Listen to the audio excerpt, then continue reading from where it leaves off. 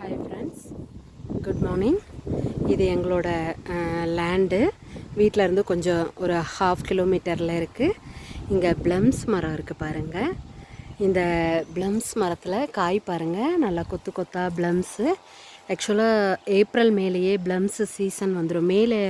மே எண்டில் சீசன் முடிஞ்சிரும். ஆனால் இந்த டைம் கொஞ்சம் டிலே ஆகிருக்கு. ஜூன் 10 இன்னும் கூட ப்ளம்ஸ் இருக்குது, இன்னும் காயாகவே இருக்குது. இன்னும் இதெல்லாம் பழுக்கிறதுக்கே ஒரு 10 days ஆகும். ப்ளம்ஸு ப்ளஸ் பிச்சிஸ் இருக்குது பாருங்கள். இது எப்பயுமே வந்து பிச்சிஸில் ஒட்டு கட்டினா தான் இந்த ப்ளம்ஸ் வந்து வரும். இது தனியாக ப்ளம்ஸுக்குன்னு மரமோ செடியோ இல்லை. கொடைக்கானலில் பொறுத்த வரைக்கும் இந்த பிச்சிஸ் மரத்தில் இதை ஒட்டு கட்டி தான் இந்த ப்ளம்ஸ் வந்து ரெண்டும் ஒரே மரத்தில் காய்க்கும். ப்ளம்ஸு பிச்சிஸ், அங்கே பழம்லாம் உள்ளே இருக்குது பாருங்கள். உங்களுக்கு தெரியுதா? ஜூம் பண்ணுறேன் பாருங்கள். ப்ளம்ஸ் பழம் கையில் கொஞ்சம் பறிச்சது இருச்ச பழம் பாருங்கள், நிறையவே இருக்குது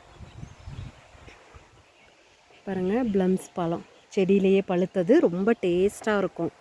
செடியிலேயே ஆக்சுவலாக பழுத்தது சாப்பிட்டோம்னா, அந்த காயை பறிச்சுட்டு வீட்டில் போய் பழுக்க வச்சோம்னா ஒரு 3-4 days பழம் ரெடி ஆகிடும். பட் அதை விட மரத்தில் பழுத்த பழத்தை நீங்கள் பறித்து சாப்பிட்டிங்கன்னா ரொம்ப நல்லாயிடும். இந்த லேண்டு பாருங்கள் பாருங்கள். வாழை மரம் ஃபுல்லாக மேலே வரைக்கும், மேலே அக்ரிகல்ச்சர். இது பூண்டு போட்டிருக்குறாங்க, அக்ரிகல்ச்சர் பண்ணிகிட்ருக்காங்க. பூண்டு போயிட்டுருக்கு பாருங்கள் ஃபுல்லாக.